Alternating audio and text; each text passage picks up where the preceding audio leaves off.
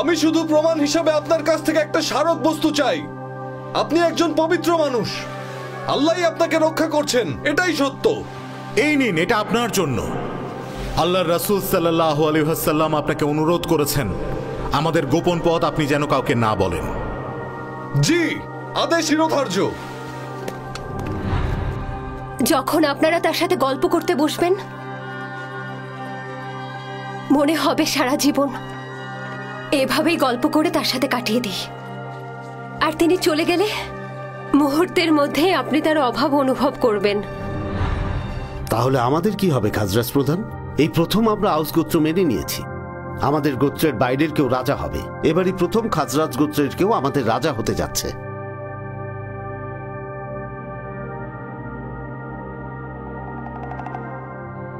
দেখা যাক কি হয়।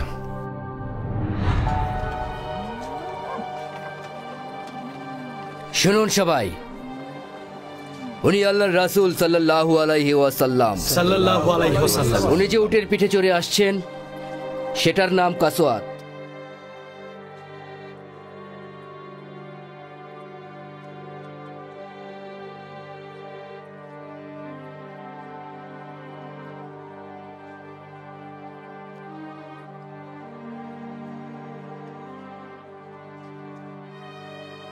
আল্লাহর রাসূল সাল্লাল্লাহু আলাইহি ওয়াসাল্লাম আদেশ দিয়েছেন এই উটকে নির্বিঘ্নে বিচরণ করতে দিতে, কারণ এটা আদেশপ্রাপ্ত। রাসূলুল্লাহ,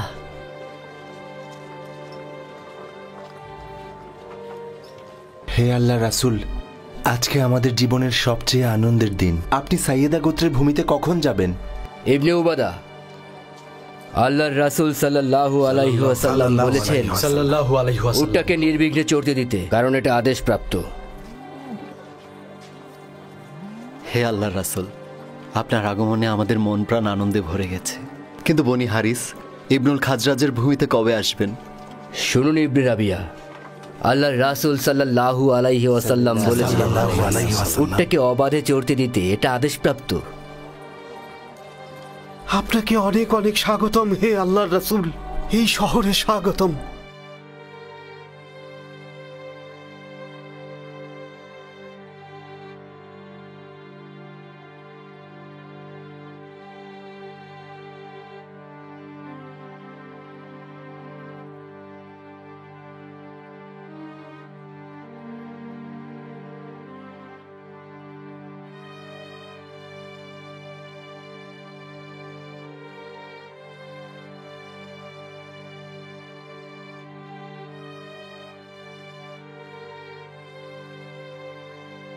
ওই জমিটা কার আবু আইয়ুব? হে আল্লাহর রাসূল, ওই জমি আর বাড়িটার মালিক দুটো অনাথ ছেলে। ওদের নাম সাহেল আর সুহাইল ইবনে আমর। ওরা অনাথ হয়ে যাওয়ার পর মুয়াজ ইবনে আফরা নামে একজনের কাছে পালিত হচ্ছে। আমি আপনার সব জিনিসপত্র নিয়ে আমার বাড়িতে রাখছি। আমার বিশাল বাড়িতে আপনি আরামে থাকতে পারবেন। আমার বাড়িতে কোনো কিছুর কমতি হবে না। আপনি শুধু একবার আমার বাড়িতে চলুন। আমার বাড়িতে আমি আপনার থাকার জন্য উত্তম ব্যবস্থা করে রেখেছি। আপনি শুধু চলুন। আপনি গেলে আমি ধন্য হয়ে যাব হে আল্লাহর রাসূল। শুনুন আবু আইয়ুব, আল্লাহর রাসূল সাল্লাল্লাহু আলাইহি ওয়াসাল্লাম বলেছেন আপনার বাড়িতে উনি যাবেন, তবে একটি শর্ত আছে। এই জমিতে মসজিদ আর ঘর নির্মাণের জন্য আপনি যদি ন্যায্য মূল্যে ওই অনাথ ছেলেদের কাছ থেকে এই জমিটা কিনে নেন এবং আপনি যদি এই শর্তগুলো মানতে পারেন, তাহলে তিনি যাবেন। হে উম্মে আইয়ুব, কোথায় আছো? হে উম্মে আইয়ুব, তাড়াতাড়ি বের হও। উম্মে আইয়ুব, আল্লাহর রাসূল আমাদের বাড়িতে আসছেন। তিনি আমাদের বাড়িতে থাকতে রাজি হয়েছেন। আল্লাহর রাসূল আমার বাড়িতে থাকতে রাজি হয়েছেন। শোনো উম্মে আইয়ুব, আল্লাহর রাসূল আসার আগে ওপরের ঘরগুলো প্রস্তুত করো। উনি যতদিন আমাদের এখানে থাকবেন ততদিন তুমি আমি নিচেই থাকবো। তাড়াতাড়ি করো। লা ইলাহা ইল্লাল্লাহ মুহাম্মাদুর রাসূলুল্লাহ, মুহাম্মাদুর রাসূলুল্লাহ, লা ইলাহা ইল্লাল্লাহ মুহাম্মাদুর রাসূলুল্লাহ, মুহাম্মাদুর রাসূলুল্লাহ, লা ইলাহা ইল্লাল্লাহ মুহাম্মাদুর রাসূলুল্লাহ, লা ইলাহা ইল্লাল্লাহ মুহাম্মাদুর রাসূলুল্লাহ, লা ইলাহা ইল্লাল্লাহ মুহাম্মাদুর রাসূলুল্লাহ।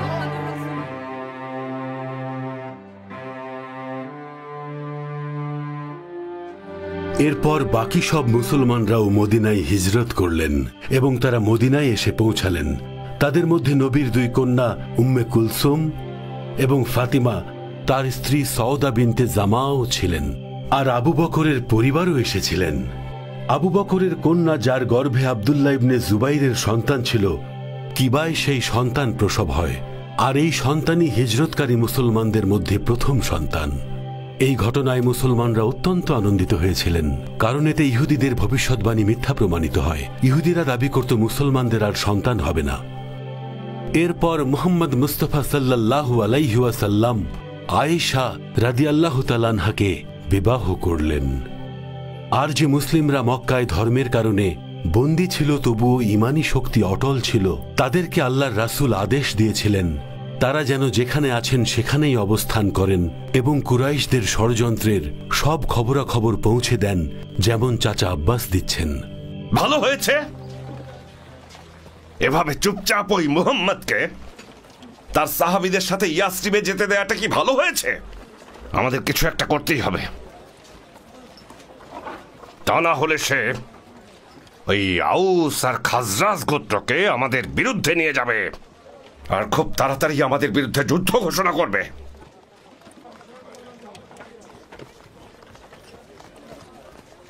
এটা করা ঠিক হবে না। এর আগেও যারা আল আউস আর খাজরাজদের আক্রমণ করেছে তাদেরকে তারা নিশ্চিহ্ন করে দিয়েছে। তার মানে আমরা চুপচাপ বসে থাকবো যাতে সে সবাইকে আমাদের বিরুদ্ধে নিয়ে যেতে পারে, এমনকি আমাদের সন্তানদেরও, আর আমরা কিচ্ছু করবো না ওকে?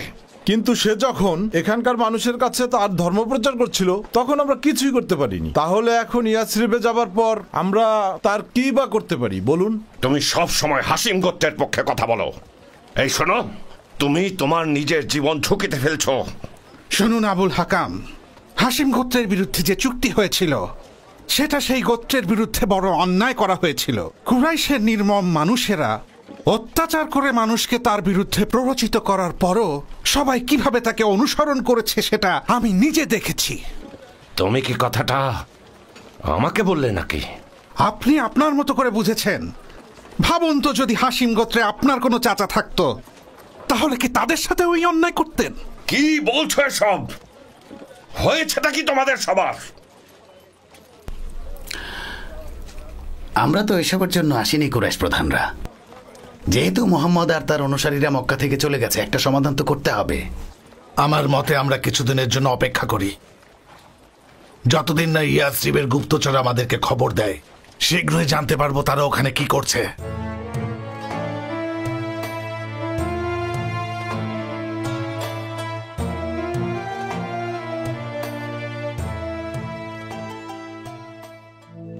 শুনুন মুসলিমগণ, শুনুন মুহাজিরিন আর আনসারগণ, রাসূল সাল্লাল্লাহু আলাইহি ওয়াসাল্লাম বলেছেন আমরা যেন মদিনার অভ্যন্তরে ওনার ঘর আর মসজিদ নির্মাণ করি। তাই যার কাছে গৃহ নির্মাণ সরঞ্জাম যেমন শাবল অথবা কুড়াল বা অন্য কোনো কিছু থাকে তা যেন সে নিয়ে আসে। হে মুহাজিরিন ও আনসারগণ, ওই মুহাম্মদ পালিয়ে গেছে। ইয়াসরিবের লোকদের নিরাপত্তা সে এখন বসে বসে উপভোগ করছে। যা হওয়ার হয়েছে। মোহাম্মদ এখন ওখানকার লোকদের নিরাপত্তায় আছে, তাই আমাদের এখন প্রস্তুতি নেওয়া উচিত। খুব দ্রুতই খারাপ কোনো খবর আসবে। ঠিক বলেছ। ভবিষ্যতে কি হবে ভেবে সবারই ভয় হচ্ছে। মুহাম্মাদের অনুসারীদের দেখেননি আপনারা? মুহাম্মাদের জন্য যে কোনো সময় তারা জীবন দিতে প্রস্তুত। আপনার মনে নেই আবুল হাকাম? কি মনে থাকার কথা? আপনি তো ইয়াসির আর সুমাইয়াকে খুন করেছিলেন, যারা মৃত্যুর আগ পর্যন্ত তাদের ধর্ম থেকে বিচলিত হননি। এমনকি তাদের উপর এত অত্যাচার করার পরেও তারা অটল ছিল। আপনি একদম ঠিক কথা বলেছেন উতবা, তারা হার মানেনি। থামুন, অনেক বলেছেন আপনি। আপনি ওর পক্ষে সব কথা বলছেন কারণ ও আপনার ফুফুর স্বামী। অনেক পাপ করেছো তুমি। আবার তুমি সেই মানুষকে খুন করার চেষ্টা করছো যার অনুসারীরা তার জন্য লোহার দেয়াল তৈরি করে ঢাল হয়ে তার পাশে দাঁড়িয়ে আছে। আল্লাহ তাআলা অবশ্যই আপনাকে পুরস্কৃত করবেন মুসাব।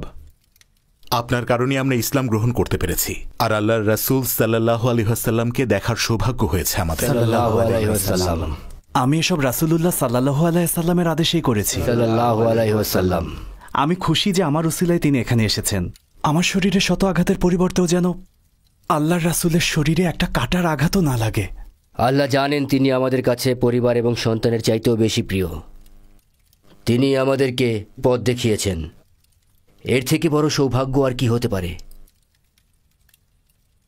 রহমত বর্ষিত হোক মুহাজিরিন ভাইদের উপর। ইসলামের জন্য অত্যাচারিত হয়ে হিজরত করেছেন। কুরাইশ মুশরিকদের অত্যাচার অবর্ণনীয়। শুনুন মুসলিম ভাইয়েরা, এখন রাসূল সাল্লাল্লাহু আলাইহি ওয়াসাল্লাম আমাদের সাথে আছেন। তিনি এখন আমাদের অভিভাবকের মতো। আমরা সবাই তার প্রতিটি আদেশ অক্ষরে অক্ষরে মেনে চলব। আমরা অবশ্যই মেনে চলব। সাদ, তুমি কি শুনেছ আমির? তুমি কি শুনেছ? নিজে গিয়ে দেখো কিভাবে তোমার মানুষেরা ওর পেছনে পেছনে ঘুরছে। কাল যদি ও সবাইকে উহুদের পর্বতে যেতে বলে তাহলে তারা সেই আদেশই পালন করবে। একবারের জন্য ভালো মন্দ চিন্তা করবে না। এখন আপনি কি করতে চাইছেন?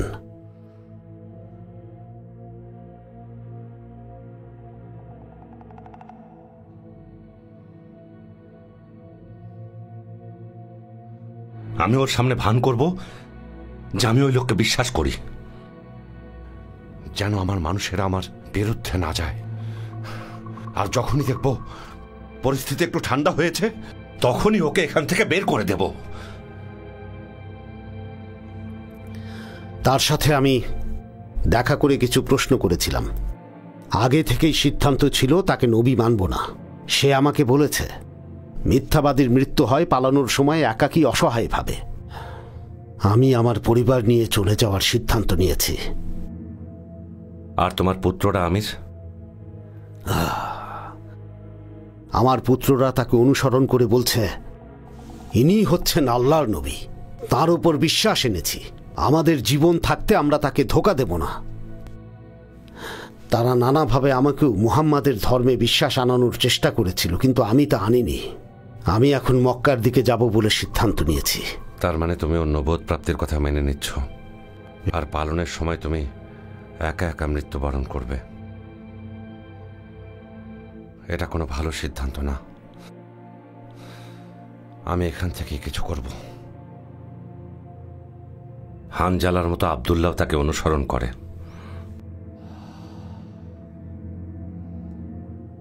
ইসলামে বিশ্বাসী হয়েছে এবং আমাকেও তাই করতে বলে। সারাক্ষণ তার ধর্ম অনুসরণ করতে বলে। আমাকে বলে এই দুনিয়ায় মুহাম্মাদের দেখানো পথই নাকি একমাত্র সঠিক পথ। না, মুহাম্মদ যতদিন ইয়াসরিবে আছে আমি এখানে থাকব না। আর মুহাম্মদ যতদিন আছে আমি এখান থেকে কোথাও যাব না। আমার মাথায় একটা পরিকল্পনা আছে, তাই মক্কায় যাচ্ছি।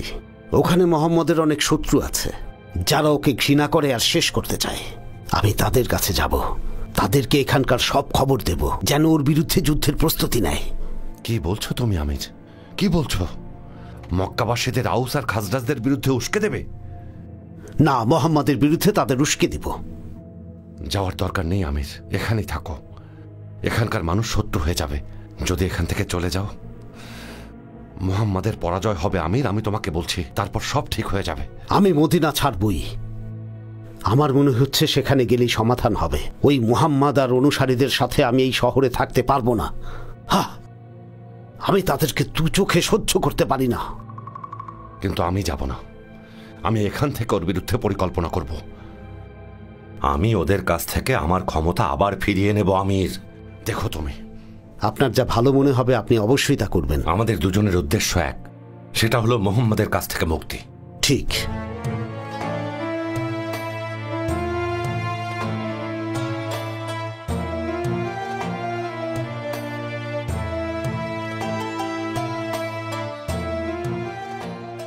যা করা, ওই হাসিম গোত্রের কাউকে আমি এখন আর বিশ্বাস করি না। শুধুমাত্র আব্দুল উজ্জা এখানে থাকবে। ওই শুধু আমাদের লোক, আর কেউ না। এখন কি করতে চাইছো আবুল হাকাম?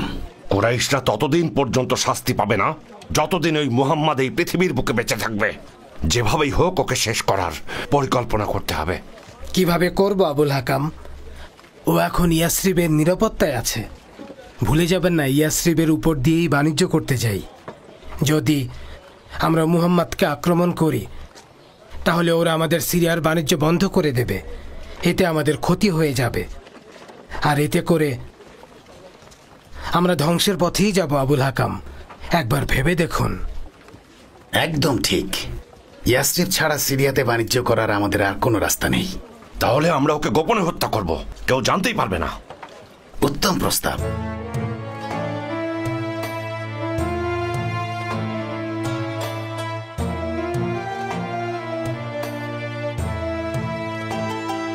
হে সকল মুসলিমগণ, এ আল্লাহর রাসূল, এমন ভারী জিনিস তারা বহন করাচ্ছে যে মারাই যাচ্ছে। আম্মার, আল্লাহর রাসূল সাল্লাল্লাহু আলাইহি ওয়াসাল্লাম বলেছেন, সাল্লাল্লাহু আলাইহি ওয়াসাল্লাম, একটি বিদ্রোহী দল তোমাকে হত্যা করবে। কি হবে বলুন? এসব করলে আমরা আখিরাত হারাবো। কোথায় যাচ্ছ? সেখানেই যাচ্ছি যেখানে যাওয়া উচিত।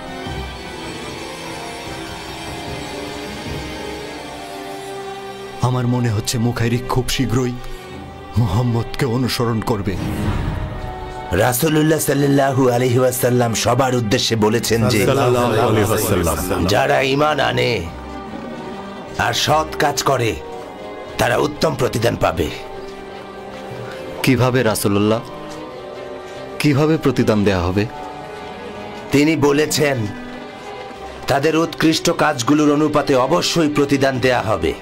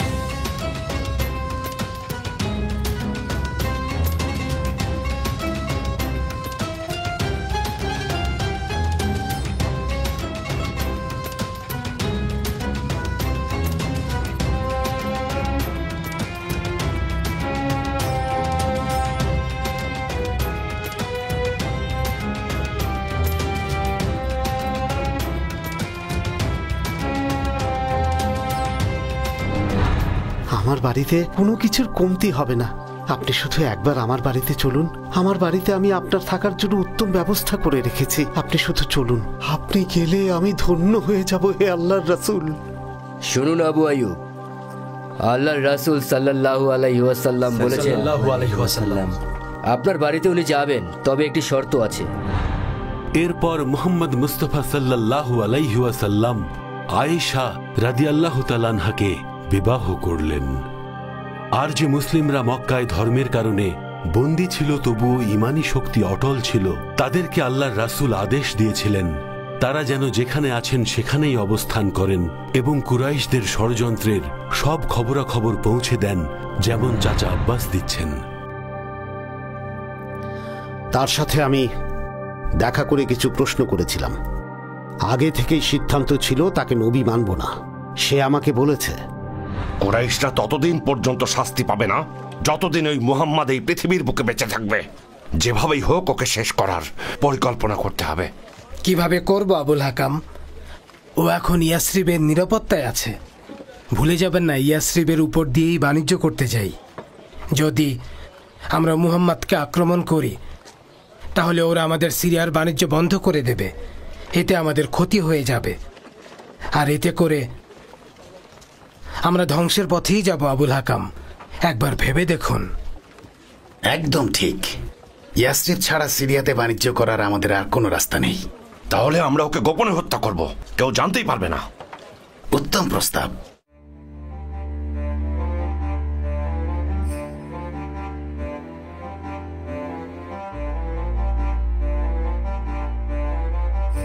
হে সকল মুসলিমগণ, ততক্ষণ থামবো না যতক্ষণ না প্রিয় রাসূলের জন্য মসজিদ স্থাপিত হচ্ছে।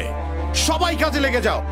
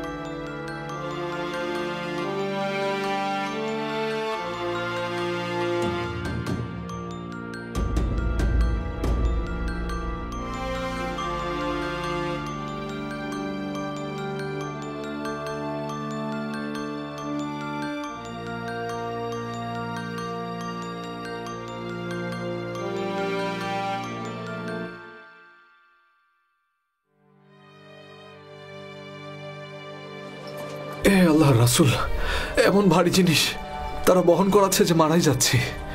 আম্মার, আল্লাহ রাসূল সাল্লাল্লাহু আলাইহি ওয়াসাল্লাম বলেছেন, সাল্লাল্লাহু আলাইহি ওয়াসাল্লাম, একটি বিদ্রোহী দল তোমাকে হত্যা করবে, কিন্তু তুমি তাদের আল্লাহর দিকে ডাকবে। ইয়া রাসূলুল্লাহ, আল্লাহর পথে যদি মৃত্যু হয় কোনো আফসোস নেই। আখিরাতের চেয়ে উত্তম আর কিছুই নেই। হে আল্লাহ, আনসার আর মুহাজিরিনদের শক্তি বৃদ্ধি করে দিন। আল্লাহ রাসূল সাল্লাল্লাহু আলাইহি ওয়াসাল্লাম বলেছেন সবাইকে জানাতে, আখিরাতের চেয়ে উত্তম কোনো জীবন নেই। নিশ্চয়ই আল্লাহ মুহাজিরিন আর আনসার ভাইদের ওপর রহমত দেবেন। অবশ্যই রাসূলের দেখানো পথেই চলবো। আখিরাতের চেয়ে উত্তম কোনো জীবন নেই। আল্লাহ মুহাজিরিন আর আনসারগণের উপর রহমত দিন। জলদি কাজ আগাও। আল্লাহ রাসূল, আপনি কেন এসেছেন? আমরা থাকতে আপনি যদি এখানে কাজ করেন তাহলে এর চেয়ে লজ্জাজনক আর কিছুই হবে না। আমি পৌঁছে দিচ্ছি আল্লাহ রাসূল।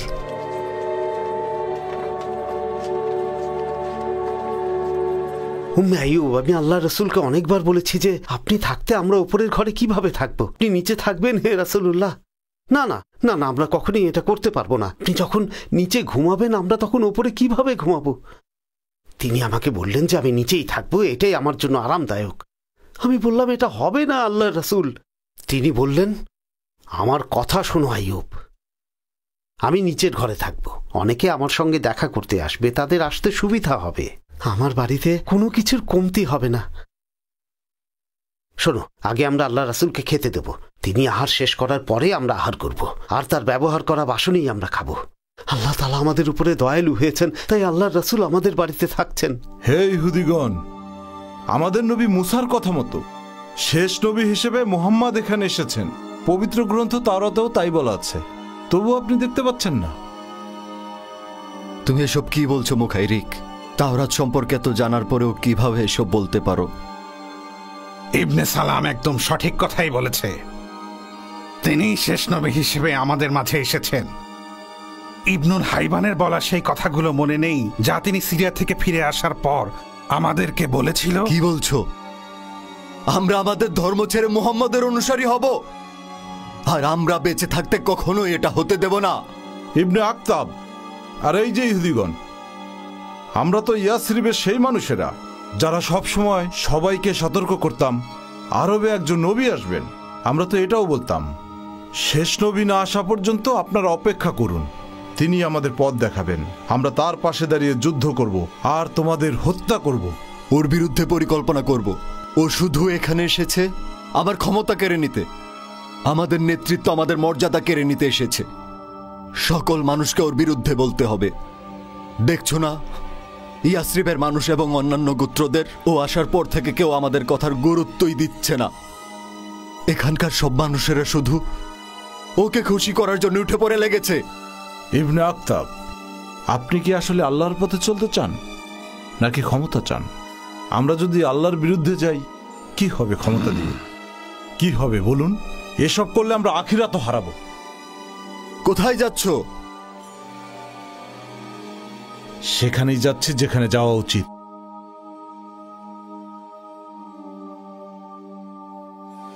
আমার মনে হচ্ছে মুখাইরিক খুব শীঘ্রই মুহাম্মদকে অনুসরণ করবে।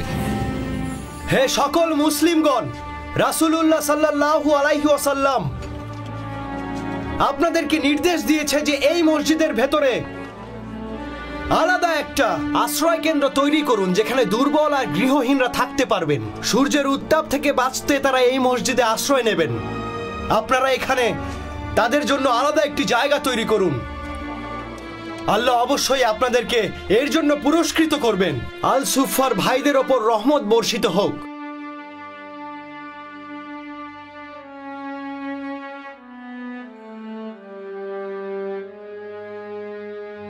যাওয়ার সিদ্ধান্ত নিয়েছো আমির?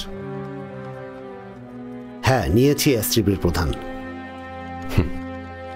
ইয়াসরিবের প্রধান? আউস আর খাজরাজরা মোহাম্মদকে ছাড়া আর কাউকে নেতা মানছে না, আর আমার মনে হয় মোহাম্মদের জন্য ওরা জীবন দিতেও প্রস্তুত। এজন্যই আমি ইয়াসরিবে আর থাকতে চাই না। কোথায় যাচ্ছ? মক্কায় যাচ্ছি, সেই মক্কা যেখানে মুহাম্মাদের অনেক শত্রুরা মুখিয়ে আছে।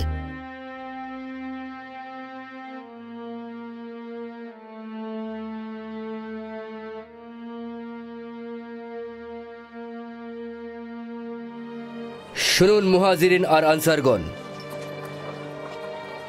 আল্লাহ রাসূল সাল্লাল্লাহু আলাইহি ওয়াসাল্লাম বলেছেন, প্রত্যেক মুসলমান একে অন্যের ভাই ভাই। তাই ভাইদের প্রতি আপনারা সদয় থাকবেন। যেমন আবু বকর সিদ্দিক হলেন খারিজা ইবনে যায়েদ আল আনসারীর ভাই, ওমর ইবনুল খাত্তাব উসমান ইবনে মালিকের ভাইয়ের মতো, আর উসমান ইবনে আফফান এবং আউস সাবিত পরস্পর ভাই ভাই। এদিকে আব্দুর রহমান ইবনে আউফ হলেন সাদ ইবনুল রাবিয়ার ভাই। মনে রাখবেন, প্রত্যেক মুসলমান ভাই।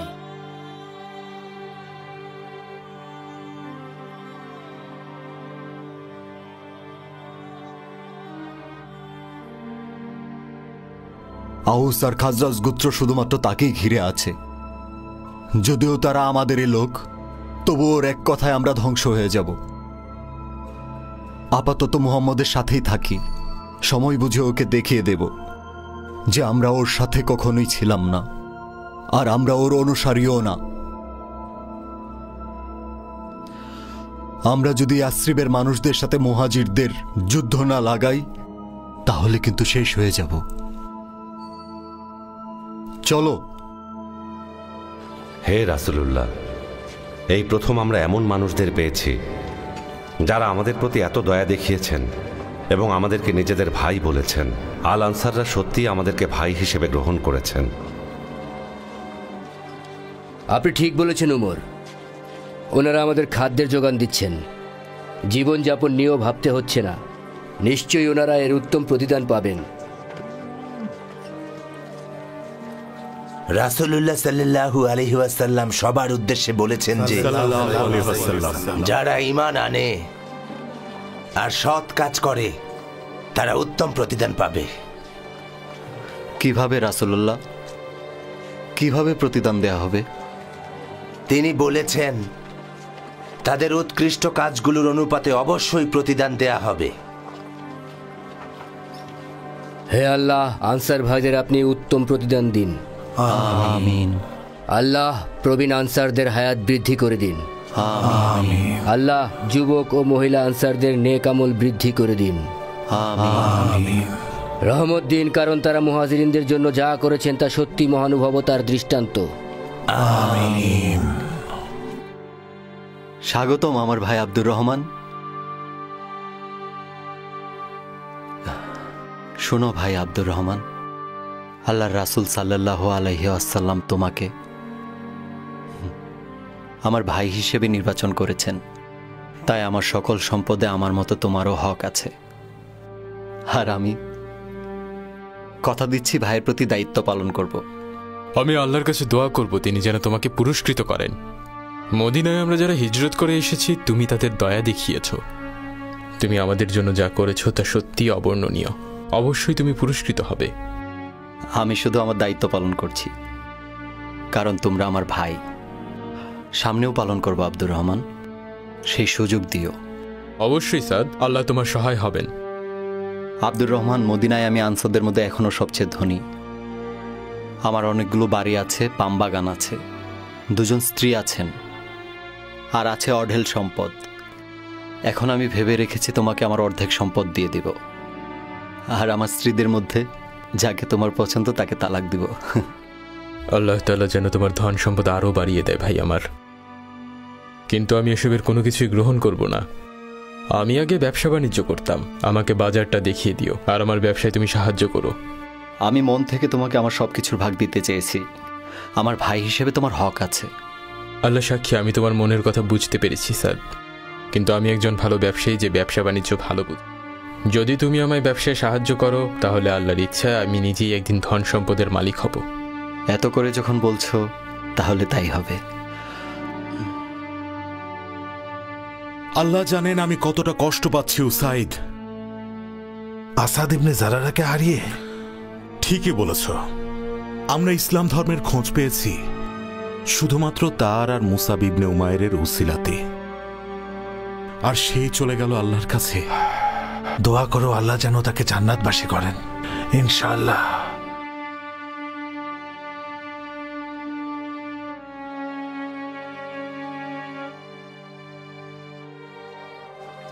শুনুন মুসলিমগণ, শুনুন মুহাজিরগণ আর আনসারগণ, এই প্রথম জুম্মাবারে আমরা সবাই আল্লাহর রাসূলের মসজিদে একত্রিত হয়েছি। আমরা মদিনার মুনাওয়ারাতে আছি। আল্লাহর রাসূল বলেছেন প্রত্যেক জুম্মাবারে খুতবার আয়োজন করতে।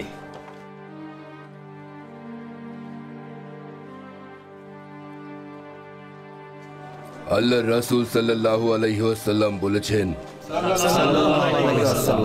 দারিদ্রতার অবস্থা এমন হবে তোমরা সদকা নিয়ে ঘোরাফেরা করবে, কিন্তু তা গ্রহণ করার মতো একজনকেও তোমরা খুঁজে পাবে না। এমন সময় না আসা পর্যন্ত কিয়ামত কায়েম হবে না।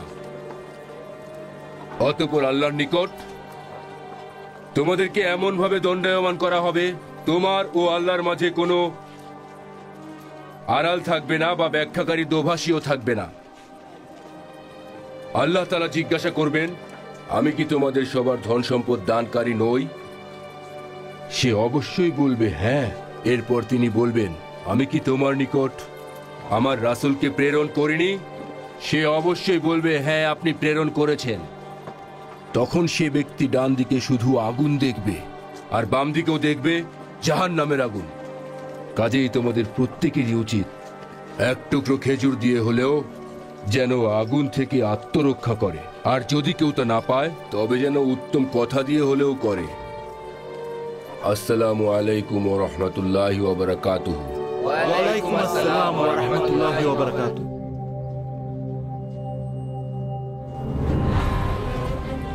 লাকাস সালাম ইবনে উবাদা। কি জন্য এসেছেন ইবনে উবাই? আমি কি তাহলে বাইরে দাঁড়িয়ে কথা বলবো? আমাকে ভেতরে আসতে বলবে না? হ্যাঁ, আসুন।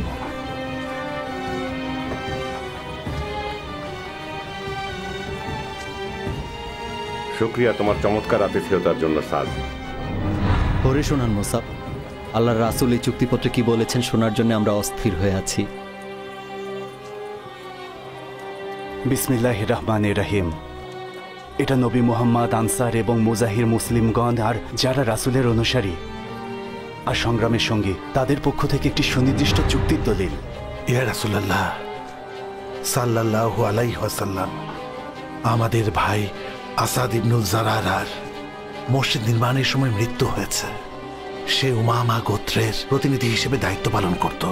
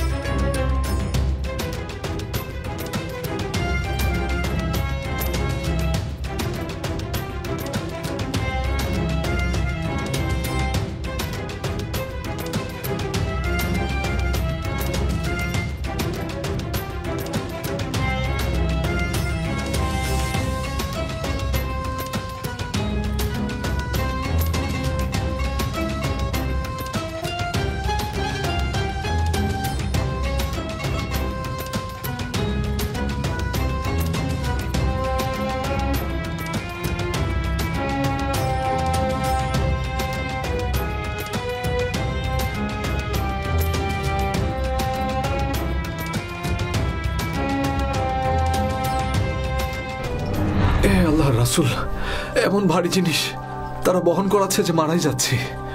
আম্মার, আল্লাহর রাসূল সাল্লাল্লাহু আলাইহি ওয়াসাল্লাম বলেছেন, সাল্লাল্লাহু আলাইহি ওয়াসাল্লাম, একটি বিদ্রোহী দল তোমাকে হত্যা করবে।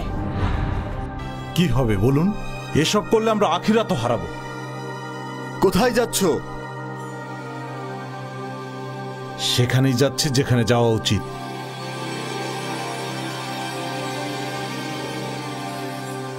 আমার মনে হচ্ছে মুখাইরিক খুব শীঘ্রই মুহাম্মদকে অনুসরণ করবে।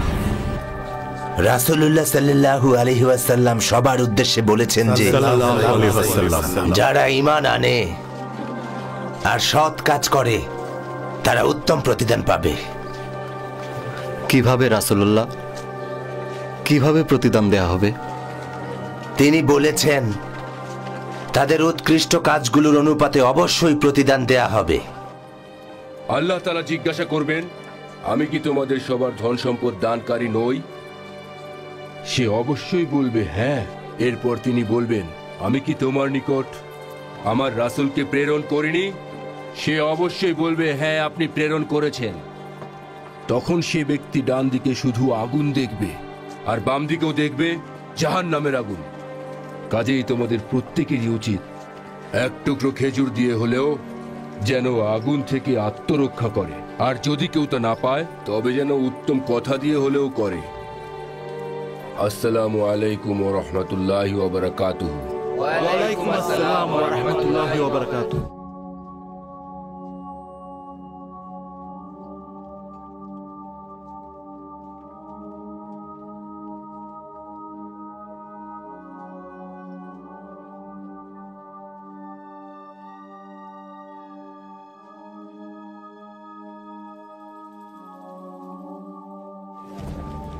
লাকাস সালাম ইবনে উবাদা। কি জন্য এসেছেন ইবনে উবাই? আমি কি তাহলে বাইরে দাঁড়িয়ে কথা বলবো? আমাকে ভেতরে আসতে বলবে না? হ্যাঁ, আসুন।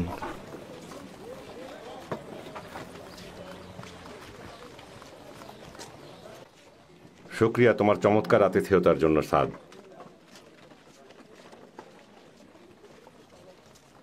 তুমি আর তোমার গোত্রের লোকেরা মিলে আমাকে রাজা বানানোর জন্য কি প্রস্তুতি নিলে সেটাই জানতে এলাম।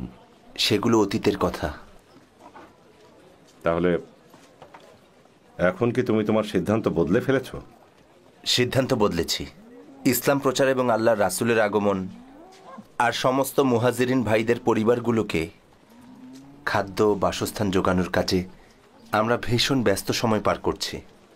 আপনাকে সত্যি করেই বলছি ইবনে উবাই, অযথা সময় নষ্ট করার মতো অবস্থায় আমরা নেই। সাদ, ভেতরে ভেতরে কি হচ্ছে বুঝতে পারছো? কি বোঝাতে চাচ্ছেন ইবনে উবাই? তুমি কি দেখতে পাচ্ছ না হিজরতকারীরা সংখ্যায় বেড়েই চলেছে, আর দল ভারী করছে, আর এখানে এসে এখানকার নারীদের বিয়ে করে বংশবিস্তার করছে? এটা এখন মদিনাতুল মুনাওয়ারা, এই সেই উত্তম শহর যেখানে ইসলাম ধর্মের আলো রাসূলুল্লাহর সরব উপস্থিতিতে ধন্য হয়েছে।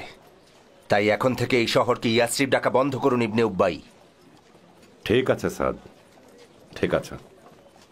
আসলে আমি এখানে শহরের নাম নিয়ে কথা বলতে আসিনি, শুধু এটাই বোঝাতে চেয়েছিলাম যে এখানে বহিরাগতদের সংখ্যা বেড়ে গেছে, আর কিছুদিন পরেই ওরা আরও শক্তিশালী হয়ে উঠবে। তখন মুহাম্মাদের নেতৃত্বে তোমাদের বিরুদ্ধে চলে যাবে, আর তোমাদের এই ভূমি থেকে তোমাদেরকেই তাড়িয়ে দেবে। স্পষ্ট বলুন কি বলতে চাচ্ছেন ইবনে উবাই? আমি আউস ও খাজরাজ গোত্রের প্রধান, যদিও এই মুহূর্তে আমি মুকুটবিহীন রাজা, তারপরও তোমাদের সাবধান করে দেওয়া আমার কর্তব্য। তা না হলে আমি যোগ্য রাজা হতে পারবো না। তাই ঠিক মতো ভেবে দেখো আউস ও খাজরাজ গোত্রের লোকেরা, এখনই সাবধান হও। আপনার ইসলাম গ্রহণ তো ভণ্ডামি ছাড়া কিছুই না ইবনে উবাই। ইসলামে আমরা সবাই ভাই ভাই, অধিকার ও দায়িত্ব সবার জন্য সমান। ইসলাম অধ্যুষিত প্রত্যেকটা ভূমি মুসলিমদের ঘরের মতো। কোনোভাবেই প্রতিহিংসা ছড়ানোর চেষ্টা করবেন না। জেনে রাখুন আল্লাহর রাসূল সাল্লাল্লাহু আলাইহি ওয়াসাল্লাম আমাদের মাঝে আছেন, আর আমরা কখনো ওনাকে হতাশ করব না, অমান্য কিংবা নিরাশও কখনো করব না। তাই আপনার মুখে লাগাম দিন ইবনে উবাই, এমন কিছু করবেন না যেন আপনাকে ঘৃণা করি। নইলে আপনার আসল চেহারা সবার কাছে খোলাসা করে দিতে বাধ্য হব। আল্লাহ এবং তার রাসূলের শত্রু হয়ে নিজের বিপদ অযথা ডেকে আনবেন না।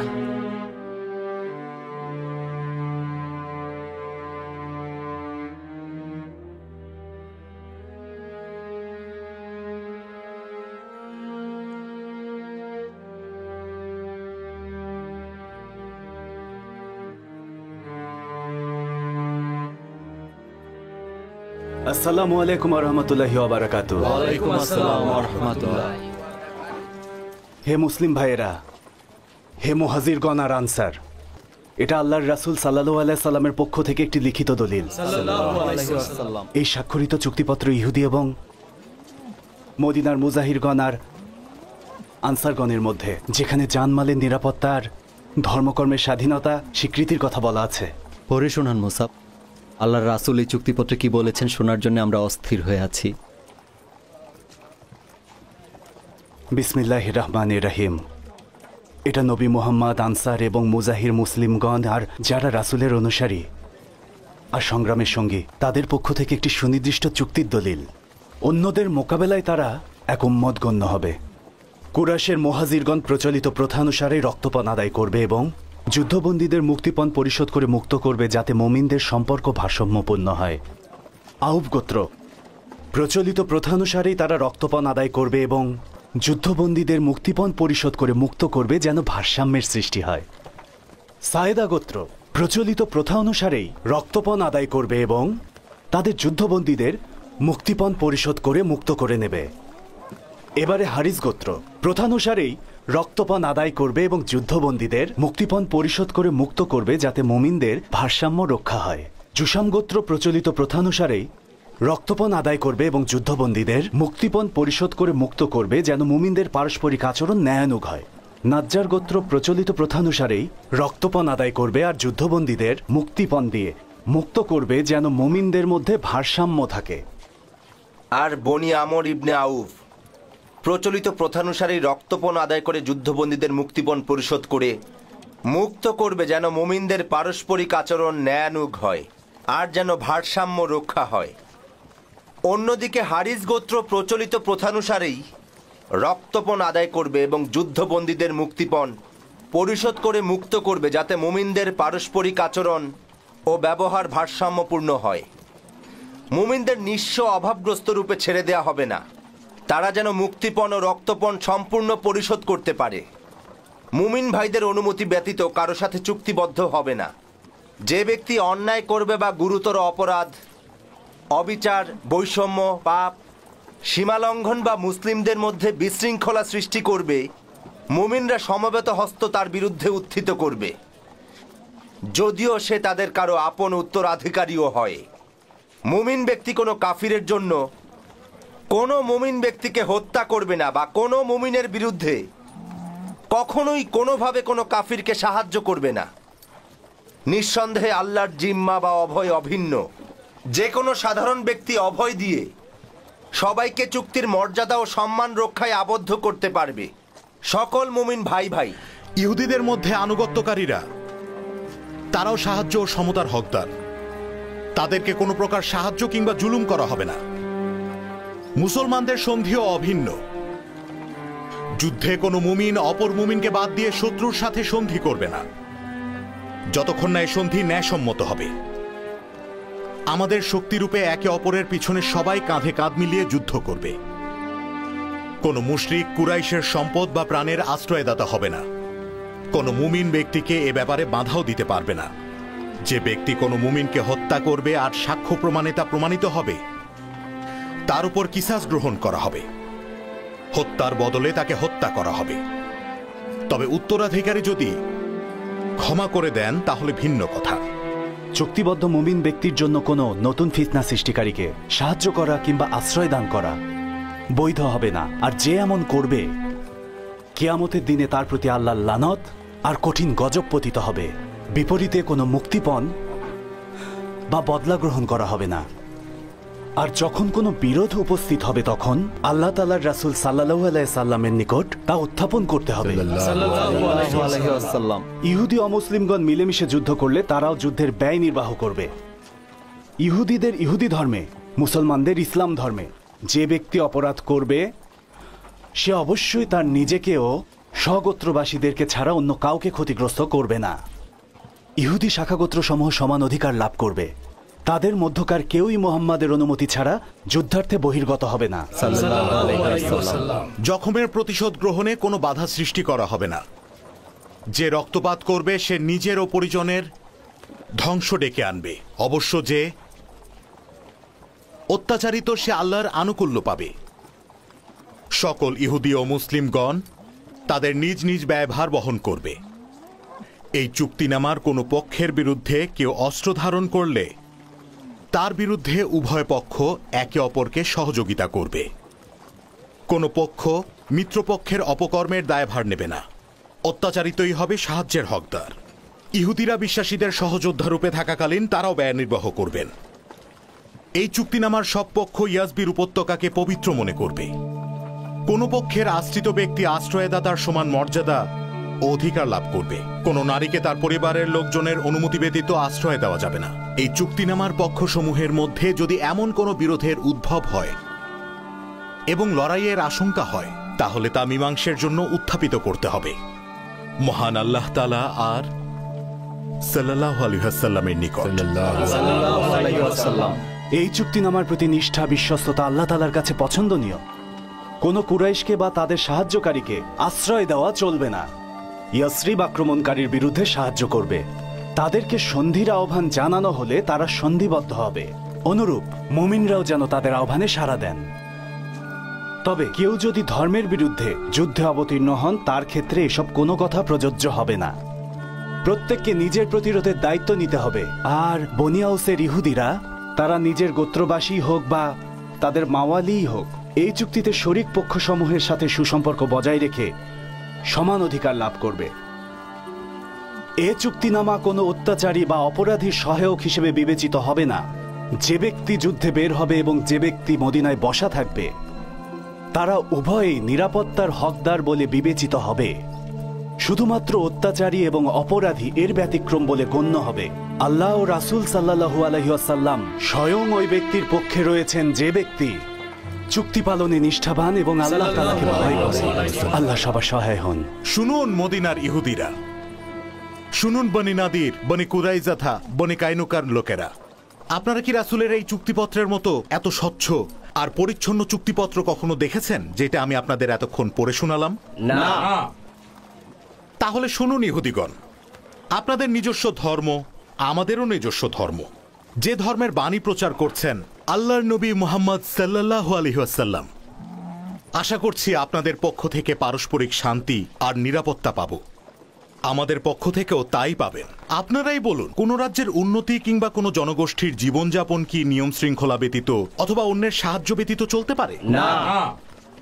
এটা রাসূল সাল্লাল্লাহু আলাইহি ওয়াসাল্লামের চুক্তিপত্র। এই চুক্তিপত্র অনুযায়ী আমরা জীবনযাপন এবং অন্যান্য মুসলিম ও অমুসলিমদের সাথে আমাদের সম্পর্ক রক্ষা করব। আমি এটা বলে শেষ করতে যাচ্ছি যে, শুনুন ইহুদিগণ, চুক্তিপত্র লঙ্ঘন করবেন না। আর আমরাও এই চুক্তিপত্রের প্রতিটি ধারা অক্ষরে অক্ষরে মেনে চলব। ইয়া রাসূলুল্লাহ সাল্লাল্লাহু আলাইহি ওয়াসাল্লাম, আমাদের ভাই আসাদ ইবনুল জারারার মসজিদ নির্মাণের সময় মৃত্যু হয়েছে। সে উমামা গোত্রের প্রতিনিধি হিসেবে দায়িত্ব পালন করত। যে গোত্রের লোকেরা এখানে উপস্থিত আছে, তাই আরেকজন প্রতিনিধি আপনি নির্বাচন করে দিন। তারা আল্লাহ রাসূলের পছন্দকে নিঃসন্দেহে পছন্দ করবেন এবং মানবেন। আল্লাহ রাসূল আল্লাহর রাসূল সাল্লাল্লাহু আলাইহি ওয়াসাল্লাম বলেছেন, সাল্লাল্লাহু আলাইহি ওয়াসাল্লাম, শুনুন বনি উমামা, সৃষ্টিকর্তা আল্লাহর কাছে ফিরে যাবার আগে আসাদ ইবনুল জারারা আপনাদের প্রতিনিধি হিসেবে দায়িত্ব পালন করেছেন। যদি আমি প্রতিনিধি হই আপনারা কি খুশি হবেন? আল্লাহু আকবার, আল্লাহু আকবার, আল্লাহু আকবার। তোমরা রাসূল তোমাদের দায়িত্ব নিয়েছেন। এই সম্মান তোমরা ছাড়া পূর্বের কোনো গোত্র পায়নি। তোমাদের উপরে আল্লাহর রহমত আছে। নতুন প্রতিনিধিকে আল্লাহ বরকত দান করবেন। হে বনি উমামা, সত্যি বলছি আমরা খুব আনন্দিত। আপনারা পৃথিবীর শ্রেষ্ঠ মানবকে নিজেদের প্রতিনিধি হিসেবে পেয়েছেন। আপনার ওপর আল্লাহর রহমত বর্ষিত হোক। আপনি আমাদের পালনকর্তা মহান আল্লাহর এবং রাসূল সাল্লাল্লাহু আলাইহি ওয়াসাল্লামের প্রিয় বন্ধু সিদ্দিক। এই মোহাম্মদ, তুমি মদিনার লোকদের ত্রাণকর্তা হয়ে গেছো। নিজে থেকে আমাদের জন্য একটা চুক্তি বানিয়েছো যে এটার বিরুদ্ধে যাবে তার নাকি কঠিন শাস্তি হবে। কি আর করার আছে ইবনে উবাই? ওই লোকটাকে যিনি ধর্মের রীতি মানার আহ্বান জানাচ্ছেন, উনি হচ্ছেন আবু কায়েস ইবনে আবি সালমা। আল্লাহর শপথ, তিনি চমৎকার কিছু কথা বলেছেন। মনে হচ্ছে রাসূলকে দেখার জন্য অনেক দিন ধরে অপেক্ষা করেছেন। আগে আবু কায়েস একা থাকতেন। উনি সব মূর্তি পূজা প্রত্যাখ্যান করে নিজেকে সবসময় পাক ও পবিত্র রাখতেন।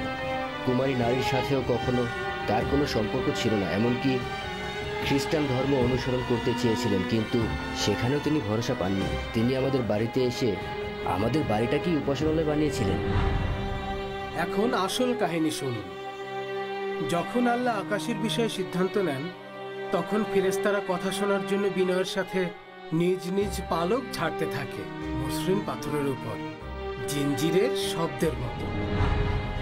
আল্লাহর রসুল সাল্লাল্লাহু আলাইহি সাল্লাম বলেছেন, শুনুন সোয়াদ, মহান আল্লাহ জিনদের খসে যাওয়া তারার মাধ্যমে আটকিয়েছেন, যেন তারা চুপিসারে আকাশবাণী না শুনতে পারে। ভাগ্য গণনা পাপকার। হে আল্লাহর রসুল,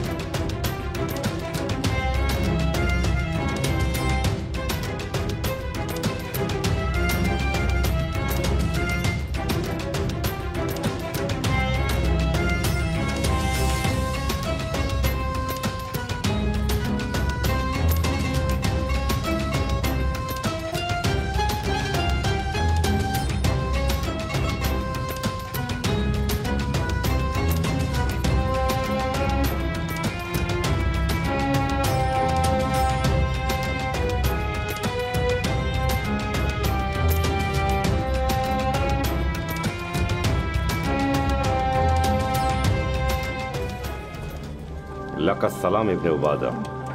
কি জন্য এসেছেন ইবনে উবাই? আমি কি তাহলে বাইরে দাঁড়িয়ে কথা বলবো? আমাকে ভেতরে আসতে বলবে না?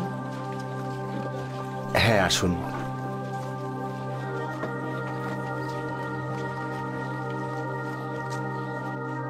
শুকরিয়া তোমার চমৎকার আতিথেয়তার জন্য স্যার। পরে শোনান মোসাব। আল্লাহর রাসূল এই চুক্তিপত্রে কি বলেছেন শোনার জন্য আমরা অস্থির হয়ে আছি। বিসমিল্লাহির রহমানির রহিম। এটা নবী মুহাম্মদ, আনসার এবং মুজাহির মুসলিমগণ আর যারা রাসূলের অনুসারী আর সংগ্রামের সঙ্গী তাদের পক্ষ থেকে একটি সুনির্দিষ্ট চুক্তির দলিল। ইয়া রাসূলুল্লাহ সাল্লাল্লাহু আলাইহি ওয়াসাল্লাম, আমাদের ভাই আসাদ ইবনুল জারারার মসজিদ নির্মাণের সময় মৃত্যু হয়েছে। সে উমামা গোত্রের প্রতিনিধি হিসেবে দায়িত্ব পালন করত। ওর কাছে হেরে যাবে?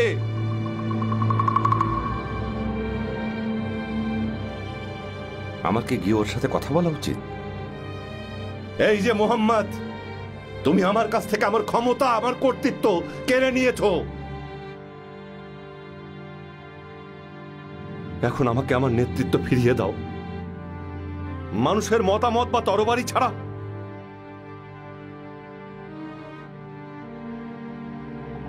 এভাবে কি কারো ক্ষমতা কেড়ে নেওয়া উচিত? কতটা হতভাগ্য রাজা আমি, এমন এক রাজা যে মুকুট পরার আগেই নেতৃত্ব হারিয়েছে। কতটা ব্যর্থ আমি। কি করতে পারি আমি এখন? কি করবে ইবনে উবাই? আবু কায়েস বলেছে যুদ্ধের জন্য বেরিয়ে যেতে পারো, অথবা যা ইচ্ছা তাই করতে পারো। শুধুমাত্র তোমরা আল্লাহর পবিত্র ধর্মে আসো, আর সব সময় তোমরা সৃষ্টিকর্তা আল্লাহকে ভয় করো।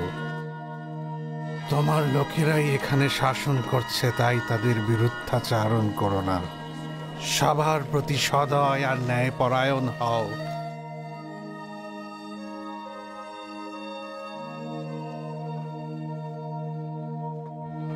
ওই লোকটাকে যিনি ধর্মের রীতি মানার আহ্বান জানাচ্ছেন? উনি হচ্ছেন আবু কায়েস ইবনে আবি সালমা। আল্লাহর শপথ, তিনি চমৎকার কিছু কথা বলেছেন। মনে হচ্ছে রাসূলকে দেখার জন্য অনেকদিন ধরে অপেক্ষা করেছেন। আগে আবু কায়েস একা থাকতেন। উনি সব মূর্তি পূজা প্রত্যাখ্যান করে নিজেকে সবসময় পাক ও পবিত্র রাখতেন। কুমারী নারীর সাথেও কখনো তার কোনো সম্পর্ক ছিল না। এমনকি খ্রিস্টান ধর্ম অনুসরণ করতে চেয়েছিলেন, কিন্তু সেখানেও তিনি ভরসা পাননি। তিনি আমাদের বাড়িতে এসে আমাদের বাড়িটাকেই উপাসনালয় বানিয়েছিলেন, আর মূর্তি পূজা ছেড়ে তিনি ঘোষণা দিয়েছিলেন ইব্রাহিমের সৃষ্টিকর্তাকে প্রভু মানেন। যায়েদ ইবনে নুফাইলও ঠিক ওনার মতো করেই বলেছেন। হ্যাঁ, এই বৃদ্ধ বয়সে এসে আবু কায়েস রাসূলের মসজিদে এসেছেন, ইসলাম গ্রহণ করেছেন, এই ধর্মেই শান্তি পেয়েছেন। আল্লাহ তার ভালো করবেন। চলুন আমরা ইসলাম গ্রহণের সাক্ষী হই। চলুন। আশহাদু আল্লা ইলাহা ইল্লাল্লাহ ওয়া আশহাদু আন্না মুহাম্মাদান রাসূলুল্লাহ। আল্লাহ আপনার ভালো করবেন আবু কায়েস। আপনি একজন সৎ, প্রবীণ, ধার্মিক ব্যক্তি। আলহামদুলিল্লাহ। আলহামদুলিল্লাহ। প্রতিদিন যখন সূর্য উদিত হয় বা চাঁদ আকাশে থাকে, তখন আল্লাহর প্রশংসা করো, কারণ আল্লাহ আমাদের গোপনীয় বিষয় সম্পর্কেও অবগত। আর জেনে রাখো, আল্লাহর বাণী কোনো বিভ্রান্তি সৃষ্টি করে না।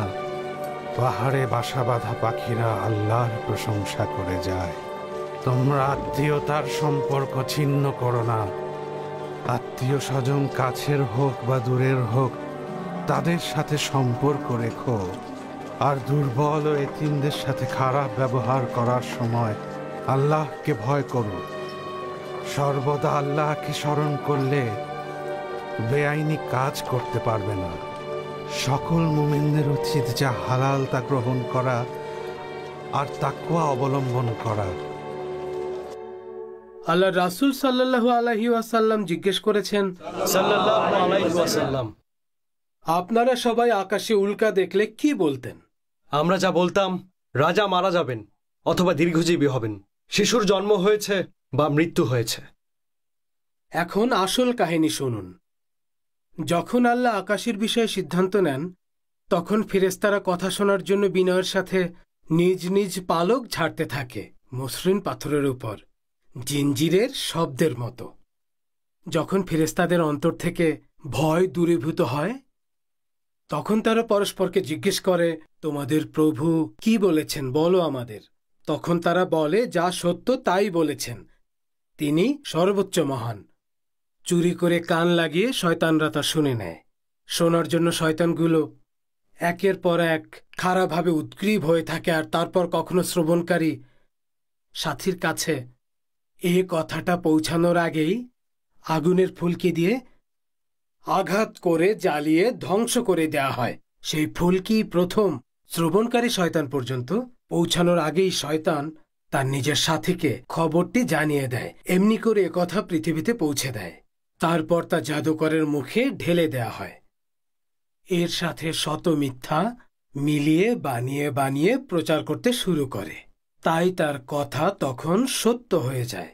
লোকেরা বলতে থাকে যে, দেখো, এ জাদুকর আমাদের কাছে যেসব কথা বলেছিল, আমরা সেগুলোর সত্যতা প্রমাণ পেয়েছি। বস্তুত আসমান থেকে শোনা কথার কারণেই তা সত্য হয়েছে। সুবহানাল্লাহ, লা ইলাহা ইল্লাল্লাহ।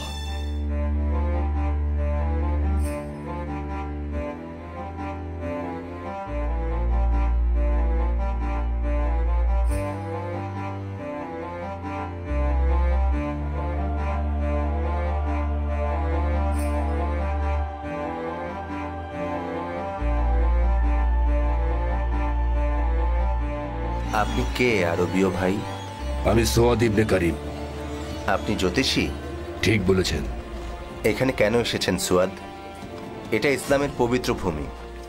এখানে জ্যোতিষী বা জাদুকরের কোনো স্থান নেই। তারা জিনদের দ্বারা আসমানি খবর শুনতে বাধাপ্রাপ্ত।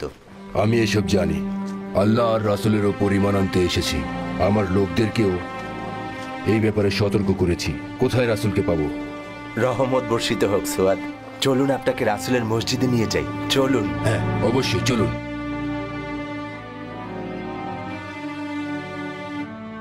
অতঃপর সংবাদটি একজন জাদুকরকে অনুপ্রাণিত করে যে এটাতে মিথ্যা যোগ করে নিজের ভবিষ্যৎবাণী বলে প্রমাণ করতে চেষ্টা করে।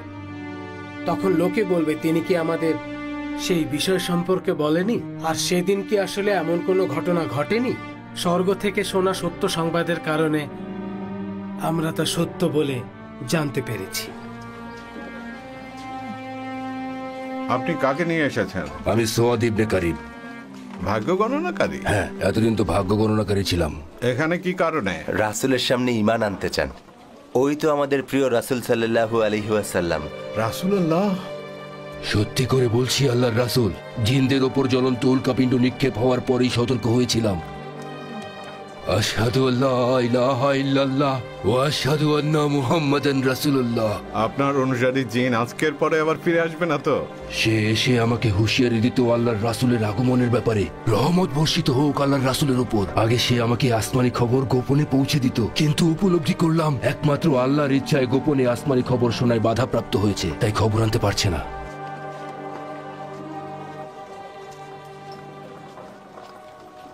আল্লাহর রাসূল সাল্লাল্লাহু আলাইহি ওয়াসাল্লাম বলেছেন, শুনুন সুয়াদ, মহান আল্লাহ জিনদের খসে যাওয়া তারার মাধ্যমে আটকিয়েছেন, যেন তারা চুপিসারে আকাশবাণী না শুনতে পারে। ভাগ্য গণনা পাপ কাজ। হে আল্লাহর রাসূল, আমি একজন মুশরিক ছিলাম যে কিনা জিনদের সাহায্যে সব শুনে মানুষের ভাগ্য গণনা করতাম। কিন্তু মহান আল্লাহ এখন আমাকে সত্য ধর্ম ইসলামের হেদায়েত দিয়েছেন। ইসলাম গ্রহণের পূর্বে আমি যে পাপ করেছিলাম তার জন্য কি আমাকে শাস্তি দেওয়া হবে?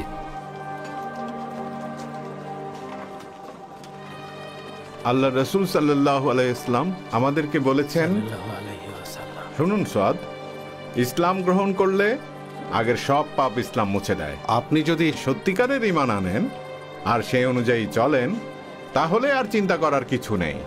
আমরাও আগে পত্র লিখছিলাম, কিন্তু আল্লাহ আমাদেরকে হেদায়েত ও রহমত দান করেছেন। প্রত্যেক মুমিন ভাই জান্নাতে উত্তম পুরস্কার পাবেন। আলহামদুলিল্লাহ, আল্লাহ তাআলা আমাকে ইসলামের পথ দেখিয়েছেন। হে রাসূলুল্লাহ, আলহামদুলিল্লাহ, তিনি আমাকে রাসূলকে দেখার সৌভাগ্য দিয়েছেন।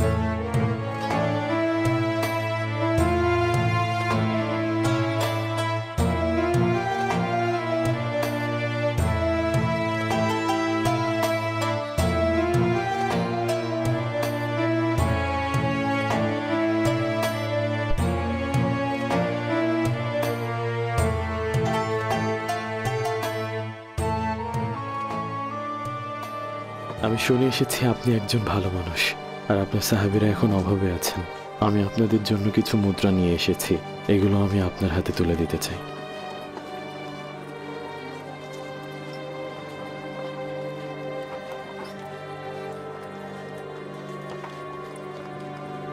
আল্লাহর রাসূল আপনাদের সবাইকে এই ব্যক্তির দান গ্রহণ করার নির্দেশ দিয়েছেন। এটা তো নবীর প্রথম চিহ্ন যে তিনি দানের মুদ্রা দিয়ে কেনা খাবার খান না।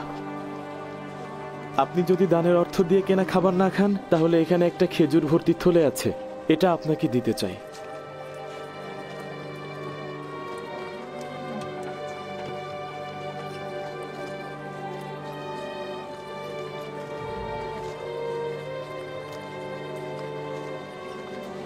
রাসূল সাল্লাল্লাহু আলাইহি ওয়াসাল্লাম বলেছেন, আপনার উপহার তিনি গ্রহণ করবেন, খেজুর খাবেন। আপনারাও খেজুর খাবেন আর রাসূলকেও দিবেন। এটা নবীর দ্বিতীয় চিহ্ন। আমরা আপনার কাছে এসেছি আব্দুল্লাহ, ইয়াসরিবের ইহুদি প্রধানদের সাথে নিয়ে। আমরা আউস আর খাজরাজ উভয়েরই খুব ভালো বন্ধু। ইয়াসরিবের উপর আমাদের কর্তৃত্ব ছিল যতদিন মুহাম্মদ ও তার সাহাবীরা এখানে আসেনি। আর এখানে আসার পর হিজরতকারী নারীরা ক্রমান্বয়ে বংশ বিস্তার করছে। ওরা তো দেখছে আমাদের কাছ থেকে শহরটাই কেড়ে নেবে। ইতিমধ্যেই কেড়ে নিয়েছে। আমরা হেরে গেছি। এসব কি আমরা বসে বসে দেখব? মুহাম্মদ তার ইচ্ছা মতো নিয়ম বানাবে আর আমাদেরকে সেগুলোকে মানার নির্দেশ দিয়ে যাবে? যদি তাকে না মানে তাকে শহর ছাড়া করবে। মদিনা কি তাদের ইচ্ছা মতো চলবে? ইবনে আখতাব, একটা প্রকাণ্ড ঝড় আমাদের দিকে ধেয়ে আসছে, তাই আমাদের খুব শান্ত থাকতে হবে। আমি কৌশলে মুহাম্মাদের সামনে বলেছিলাম আমি মুসলিম শুধুমাত্র এ কারণে এখনো আমাদের লোক থেকে আমাকে আলাদা করে চিহ্নিত করেনি। কিন্তু বিশ্বাস করুন আপনারা, আমি আসলে ওর ধর্ম গ্রহণ করিনি। আউস আর খাজরাজের লোকেরা কি এখন মুহাম্মদ আর তার সাহাবীদের ধর্ম গ্রহণ করে আর তাদের দলে যোগ দিয়ে আপনাকেই ভুলে গিয়েছে? হ্যাঁ, তাই হয়েছে। ঠিক বলেছেন আপনি। তারা মনে প্রাণে ওই মুহাম্মদকে অনেক বিশ্বাস করে। এত সম্মান আর মর্যাদা এর আগে কোনো রাজা কোনোদিন পায়নি। আমি যে তার বিরুদ্ধে সবাই জানলে তার অনুসারীরা সবাই মিলে টেনে হিচড়ে আমাকে ইয়াসরিব থেকে বের করে দেবে। এরপর আর কোনোদিন ইয়াসরিবে ফিরে আসতেও পারবো না। আর তাই আমাকে অত্যন্ত সুকৌশলে এগোতে হবে, সাবধানে, খুব সাবধানে। আমি তার সাথে দেখা করব।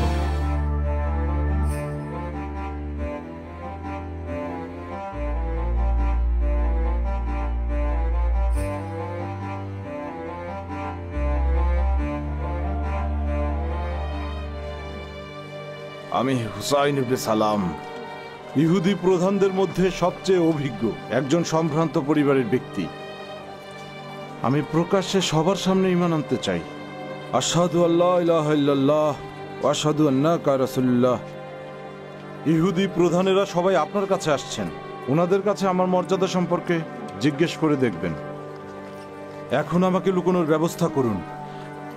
আমি ইসলাম গ্রহণ করেছি এটা জানলে তারা আমাকে অপমান করবে।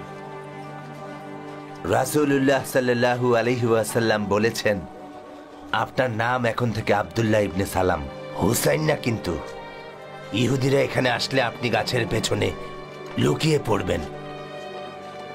আমি খুবই আনন্দিত আল্লাহ রাসূল, আমাকে আপনি আব্দুল্লাহ নাম দিয়েছেন। আমরা ইহুদি প্রধান। লুকিয়ে পড়ুন আব্দুল্লাহ, এইদিকে। আমরা এখানে মুহাম্মদের সাথে কথা বলতে এসেছি। আসসালামু আলাইকা হে মুসলিমদের নেতা মুহাম্মদ। শুনুন ইহুদিগণ, রাসূলুল্লাহ সাল্লাল্লাহু আলাইহি ওয়াসাল্লাম বলেছেন, আপনারা তাওরাতের মাধ্যমে জেনেছেন তিনি আল্লাহর নবী, যিনি ইসলাম প্রচারের জন্য প্রেরিত হয়েছেন। তবুও জেনে শুনে কেন ওনাকে আপনারা অস্বীকার করছেন? আপনাদের ধর্মগুরুরাও এসব জানেন। হে আল্লাহর রাসূল, আপনি আমাদের কাছে আসার আগে আমরা ইয়াসরিবের ইহুদিদের সাথে অকারণে যুদ্ধ করতাম। তারা সবসময় আমাদেরকে হুমকি দিত। তারা বলতো আসন্ন নবীর সময় এসেছে, তিনি সত্যের ধর্ম ইসলাম প্রচার করতে আসবেন। ওনারা খুব ভালো করেই জানতেন মক্কায় আল্লাহর রাসূলের আগমন হবে, তবুও ওনারা অস্বীকার করেন, কারণ ওনারা ইবনে উবাইকে সমর্থন করে রাজা বানাতে চেয়েছিলেন। কিন্তু পরে বুঝতে পেরেছে আপনি আল্লাহর রাসূল। হে আল্লাহর রাসূল, আমি এ পর্যন্ত পার্সিয়া থেকে নাসিবিনে ভ্রমণ করেছি, আরো ভ্রমণ করেছি ইরাক থেকে সিরিয়া। এক পাদ্রী থেকে অন্য পাদ্রীর কাছে গিয়েছি সত্য ধর্মের খোঁজে। আমি আপনাকে দেখার অপেক্ষায় ছিলাম আল্লাহর রাসূল। আর যখন পবিত্র নবুয়ত আপনার উপর অবতীর্ণ হলো, তখন একজন পাদ্রী আমাকে মক্কায় সফরের জন্য বললেন, যেখানে আপনার সর্বপ্রথম আগমনের কথা বলা হয়েছিল। তারপর আমরা যাব রাসূলের কন্যা ফাতেমার বাড়িতে। আল্লাহর ইচ্ছায় আলী ফাতেমাকে বিবাহের প্রস্তাব দিয়েছেন। আবু বকরের স্ত্রী উম্মে রুমানের সাথেও দেখা করা উচিত, কারণ সে অসুস্থ। বিলালের স্ত্রীও অসুস্থ, তাই ওনারও খোঁজ খবর নিয়ে আসবো।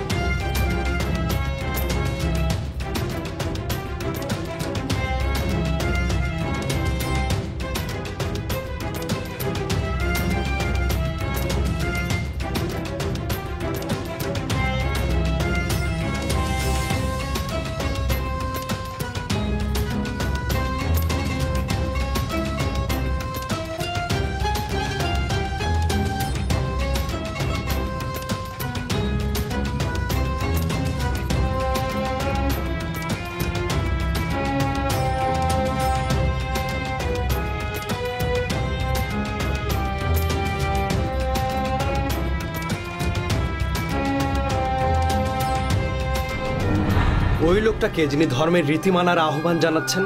উনি হচ্ছেন আবু কায়েস ইবনে আবি সারমা। আল্লাহর শপথ, তিনি চমৎকার কিছু কথা বলেছেন। মনে হচ্ছে রাসূলকে দেখার জন্য অনেক দিন ধরে অপেক্ষা করেছেন। আগে আবু কায়েস একা থাকতেন। উনি সব মূর্তি পূজা প্রত্যাখ্যান করে নিজেকে সবসময় পাক ও পবিত্র রাখতেন। কুমারী নারীর সাথেও কখনো তার কোনো সম্পর্ক ছিল না। এমনকি খ্রিস্টান ধর্ম অনুসরণ করতে চেয়েছিলেন, কিন্তু সেখানেও তিনি ভরসা পাননি। তিনি আমাদের বাড়িতে এসে আমাদের বাড়িটাকেই উপাসনালয় বানিয়েছিলেন। এখন আসল কাহিনী শুনুন। যখন আল্লাহ আকাশের বিষয়ে সিদ্ধান্ত নেন, তখন ফেরেশতারা কথা শোনার জন্য বিনয়ের সাথে নিজ নিজ পালক ঝাড়তে থাকে মসৃণ পাথরের উপর, জিঞ্জিরের শব্দের মতো। আমাকে আপনি আব্দুল্লাহ নাম দিয়েছেন। আমরা ইহুদি প্রধান। লুকিয়ে পড়ুন আব্দুল্লাহ, এইদিকে। আমরা এখানে মুহাম্মদের সাথে কথা বলতে এসেছি। আসসালামু আলাইকা হে মুসলিমদের নেতা মুহাম্মদ। শুনুন ইহুদিগণ, রাসূলুল্লাহ সাল্লাল্লাহু আলাইহি ওয়াসাল্লাম বলেছেন, আপনারা তাওরাতের মাধ্যমে জেনেছেন তিনি আল্লাহর নবী, যিনি ইসলাম প্রচারের জন্য প্রেরিত হয়েছেন। তবুও জেনে শুনে কেন ওনাকে আপনারা অস্বীকার করছেন? আপনাদের ধর্মগুরুরাও এসব জানেন। হে আল্লাহর রাসূল, আপনি আমাদের কাছে আসার আগে আমরা ইয়াসরিবের ইহুদিদের সাথে অকারণে যুদ্ধ করতাম।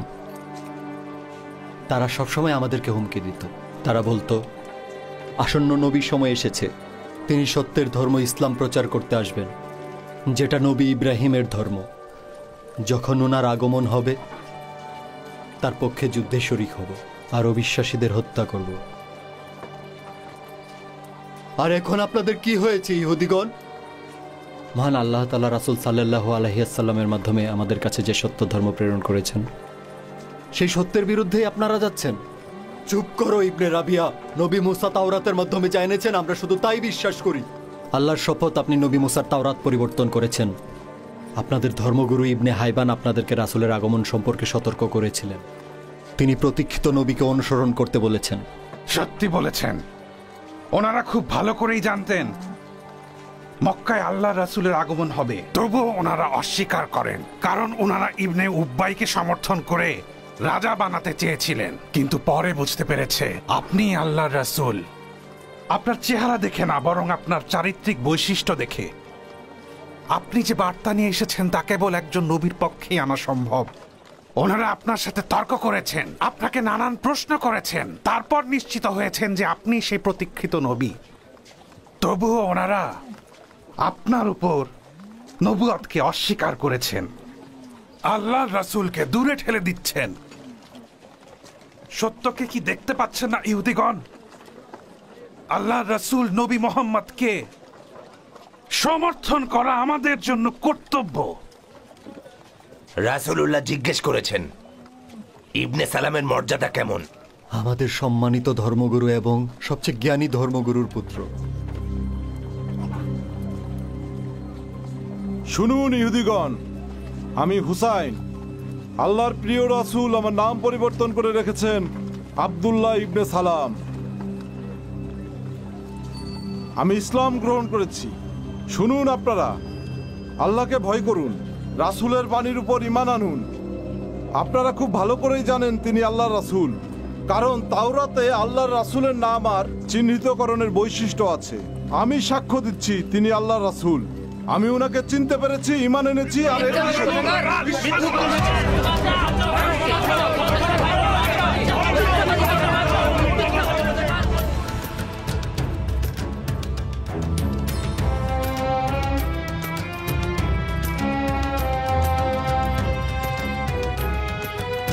শুনুন ইহুদিগণ, আল্লাহর শপথ আপনারা মিথ্যা ছাড়া আর কিছুই বলেন না।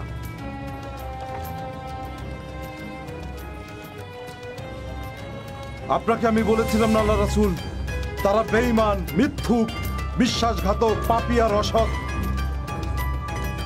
আপনাদের সবার জানা উচিত আমি মুসলিম হয়েছি, আর প্রকাশ্যে তা ঘোষণা করছি। আমার বাড়ির লোকেদের ইসলাম গ্রহণের দাওয়াত দেব, তাদেরকে আমি সত্য ও হেদায়েতের পথ দেখাবো। আপনারা যা করতে পারেন করুন। তুমি অন্যের জন্যে নিজের লোকদের ছেড়ে দিতে চাও হুসাইন ইবনে সালাম? আমি আব্দুল্লাহ ইবনে সালাম। আমি অন্য কারোর জন্য নিজের গোত্রের লোকদের ছাড়িনি, সত্য ধর্মের জন্য ছেড়েছি। যেটা ইব্রাহিম আলাইহি ওয়াসাল্লামের ধর্ম, আর সেই ধর্মই প্রচার করছেন রাসূলুল্লাহ। পূর্বে প্রচার করেছেন নবী ঈসা, তারপর একই কথা বলেছেন নবী মুসাও। আল্লাহর শপথ, এটাই সত্য ধর্ম। মহান আল্লাহর কাছে ইসলাম ছাড়া অন্য কোনো ধর্ম কখনোই গ্রহণযোগ্য হবে না। সহ্যের সীমা ছাড়িয়ে যাচ্ছে ইবনে সালাম। আফসোস হচ্ছে যে আপনি সত্যিটা জেনেও হিংসার কারণে অস্বীকার করছেন। সম্মানিত ইহুদিগণ, আল্লাহর ধর্ম আপনারা গ্রহণ নাই করতে পারেন, তাই বলে সবাইকে বিভ্রান্ত করে মুসলিমদের বিরুদ্ধে ষড়যন্ত্র করার অধিকার আপনাদের নেই। মনে রাখবেন, রাসূলুল্লাহ শহরের ইহুদি ও মুসলমানদের মধ্যকার যে চুক্তির আদেশ দিয়েছেন তা পালন করা সবার জন্য প্রযোজ্য, শুধু শত্রুদের জন্য না। তাই শৃঙ্খলা বজায় রাখুন, আর আপনাদের প্রতিবেশীদের বিরুদ্ধাচরণ করবেন না। আর যদি করে ফেলেন, দুনিয়া আর আখিরাত দুটোই হারাবেন। ভেবে দেখুন, সেই ব্যক্তি যিনি সত্য পথের হেদায়েত পেয়েছেন, সেই অনুযায়ী তার জীবন পরিচালনা করছেন, তিনি পাবেন উত্তম প্রতিদান, তা হলো চিরস্থায়ী জান্নাত। আর যিনি সত্য অস্বীকার করে শৃঙ্খলা ভঙ্গ করবেন, তার জন্য আল্লাহ সুবহানাহু ওয়া তাআলা রেখেছেন চিরস্থায়ী জাহান্নাম। শুনুন মুহাম্মদ, আপনি বলেন নবী ইব্রাহিম আর আপনার ধর্ম এক। আপনি কি জানেন না ইব্রাহিম একজন ইহুদি ছিলেন? যাও, সঠিক তাওরাত নিয়ে এসো, সত্য জেনে যাবে। আমরা এটা মানি না, এসব মিথ্যা আমরা প্রত্যাখ্যান করি। তাহলে আপনি আর কি চান? অবিশ্বাস আর মিথ্যা কতটা পাপে পূর্ণ আপনারা। আপনি কি তাদের দেখেননি যাদেরকে কিতাবের অংশ প্রদান করা হয়েছিল, আর সেই কিতাবের দিকে আহ্বান করা হয়েছিল যাতে তাদের মধ্যে সবকিছু মীমাংসা করে দেয়, কিন্তু তাদের একদল ফিরে যায় বিমুখ হয়ে, আর তারা বলে গুটি কয়েকদিন ছাড়া জাহান্নামের আগুন আমাদের কখনোই স্পর্শ করবে না। এই মিথ্যা বয়ান তাদেরকে প্রবঞ্চিত করেছে।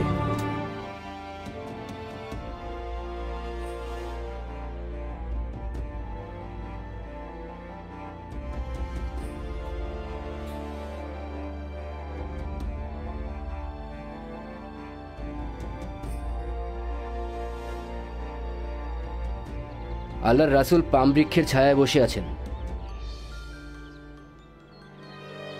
রাসূলুল্লাহর পেছনে দাঁড়িয়ে উকি দিয়ে আপনি কি দেখছেন? হ্যাঁ, এটাই তো শেষ নবী ছিল, তিনিই সেই নবী। আল্লাহর রাসূল সাল্লাল্লাহু আলাইহি ওয়াসাল্লাম আপনাকে এদিকে আসতে বলেছেন। হে আল্লাহর রাসূল, আমি এ পর্যন্ত পার্সিয়া থেকে নাসিবিনে ভ্রমণ করেছি, আরো ভ্রমণ করেছি ইরাক থেকে সিরিয়া। এক পাদ্রী থেকে অন্য পাদ্রীর কাছে গিয়েছি সত্য ধর্মের খোঁজে। আমি আপনাকে দেখার অপেক্ষায় ছিলাম আল্লাহর রাসূল। আর যখন পবিত্র নবুয়ত আপনার উপর অবতীর্ণ হলো, তখন একজন পাদ্রী আমাকে মক্কায় সফরের জন্য বললেন, যেখানে আপনার সর্বপ্রথম আগমনের কথা বলা হয়েছিল।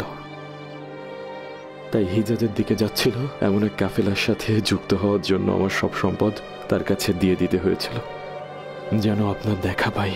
কিন্তু পক্ষান্তরে আমি একজন সম্ভ্রান্ত বংশের পুত্র হওয়া সত্ত্বেও তারা আমাকে এক ইহুদির কাছে দাস হিসেবে বিক্রি করে দিয়েছিল। এতদিন পর মহান আল্লাহ আমার দিকে মুখ তুলে তাকিয়েছেন, আপনার সামনে ঈমান আনার সৌভাগ্য দিয়েছেন। আশহাদু আল্লা ইলাহা ইল্লাল্লাহ ওয়া আশহাদু আন্না মুহাম্মাদান রাসূলুল্লাহ। আলহামদুলিল্লাহ ইয়া রাব্বুল আলামিন। এমন এক ধর্মের সন্ধান আমাকে দিয়েছেন আপনি, যা দুনিয়া এবং আখিরাতের শান্তি দিবে। আমি এই ধর্মে ঈমান আনলাম, রাসূলকে নিজের চোখে দেখলাম, তার সামনে ঈমান আনলাম। আমি বিশ্বাস করি আপনি আল্লাহর নবী, আপনি আল্লাহর রাসূল। শুনুন, আল্লাহর রাসূল সাল্লাল্লাহু আলাইহি ওয়াসাল্লাম আপনার এত ধৈর্য দেখে প্রশংসা করেছেন, যে ধৈর্য আপনাকে নিয়ে এসেছে সত্য ধর্মের পথে। তিনি আপনার মুনিবকে পত্র লিখতে বলেছেন আপনার মুক্তির জন্য। শুনুন মুসলিম ভাইয়েরা, আল্লাহর রাসূল বলেছেন এই ধৈর্যশীল ভাইয়ের মুক্তির জন্য আপনাদের সাহায্য করতে। আমরা তাই করব আল্লাহর রাসূল। আমার প্রিয় আউস আর খাজরাজের বোনেরা, চলুন আমরা রাসূলের স্ত্রী উম্মাতুল মুমিনিন আয়েশার কাছে যাই। রাসূল এবং আয়েশার বৈবাহিক জীবন সুখের হোক, রহমত বর্ষিত হোক রাসূল সাল্লাল্লাহু আলাইহি ওয়াসাল্লামের উপর। তারপর আমরা যাব রাসূলের কন্যা ফাতেমার বাড়িতে। আল্লাহর ইচ্ছায় আলী ফাতেমাকে বিবাহের প্রস্তাব দিয়েছেন। আবু বকরের স্ত্রী উম্মে রুমানের সাথেও দেখা করা উচিত, কারণ সে অসুস্থ। বিলালের স্ত্রীও অসুস্থ, তাই ওনারও খোঁজ খবর নিয়ে আসব। তারপর জুবাইর ইবনে আওয়ামের আম্মা সাফিয়ার সাথে দেখা করে তার স্ত্রী আসমাকেও দেখে আসব, কারণ তিনি নবজাতক শিশু আব্দুল্লাহ জন্ম দিয়েছেন, যে মুহাজিরিনদের মধ্যে জন্মগ্রহণকারী প্রথম শিশু। আমরা সর্বশেষ দেখা করে আসবো আল্লাহ রাসূল সাল্লাল্লাহু আলাইহি ওয়াসাল্লামের সাথে। সাল্লাল্লাহু আলাইহি ওয়াসাল্লাম। চলুন রওনা হই আমার বোনেরা। শুনুন মুসলিম ভাইয়েরা,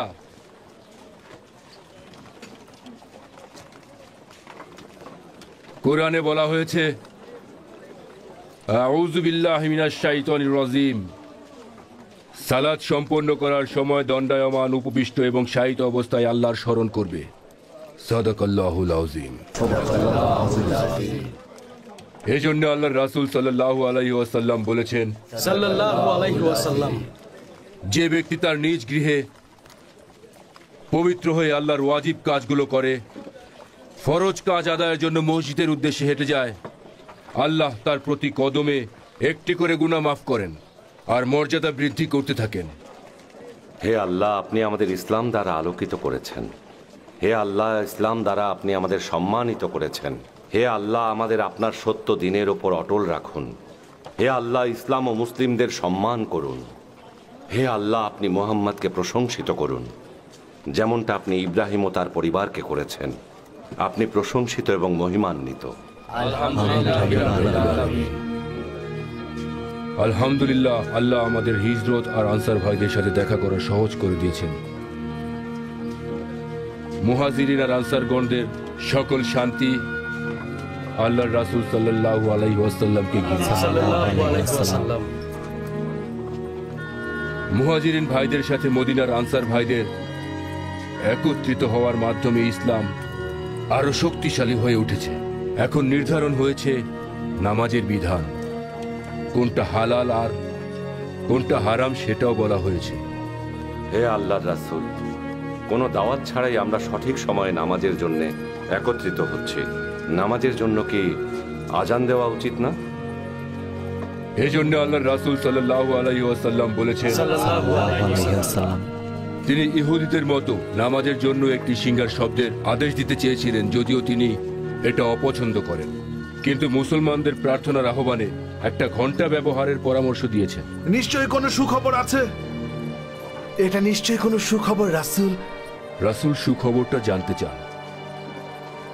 ও হচ্ছে আব্দুল্লাহ ইবনে যায়েদ, ও হারিস ইবনুল খাজরাজের ভাই। ও স্বপ্নে দেখেছে সবুজ কাপড় পরিহিত এক ব্যক্তি একটা ঘন্টা হাতে দাঁড়িয়ে আছে।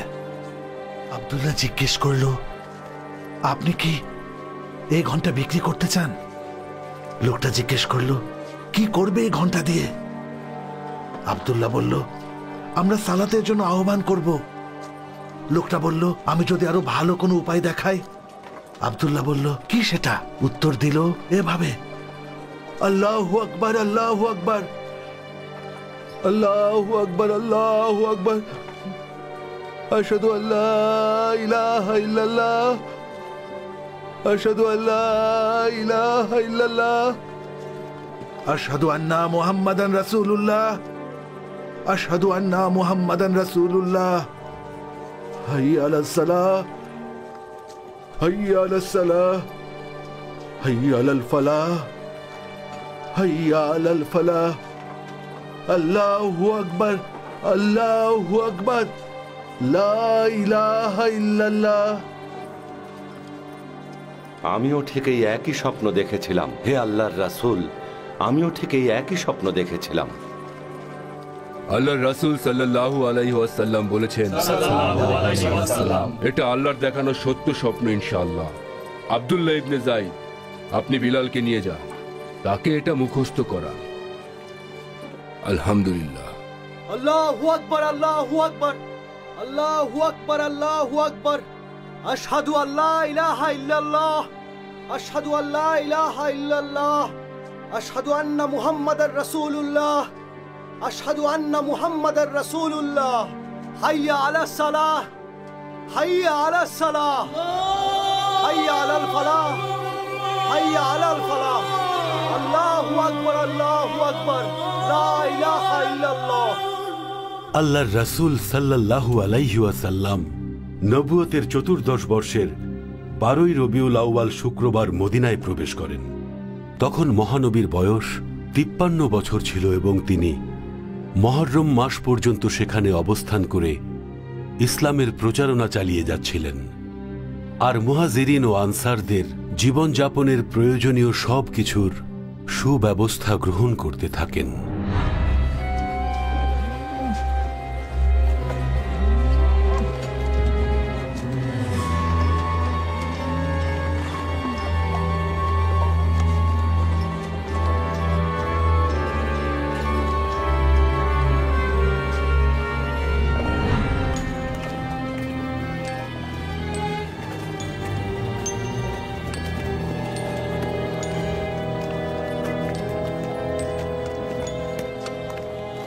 এখানে এরা কারা ইবনে হাদ্রামি?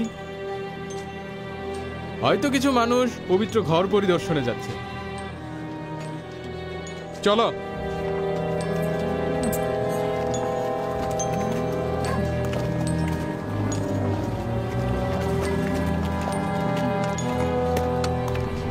শুনুন কুরাইশবাসী, মুহাম্মাদের অনুসারীরা কুরাইশের উট কেড়ে নিয়েছে। জলদি চলুন যেন মদিনায় প্রবেশের আগে তাদের ধরতে পারি, এমনকি আমর ইবনে হাদ্রামিকে হত্যা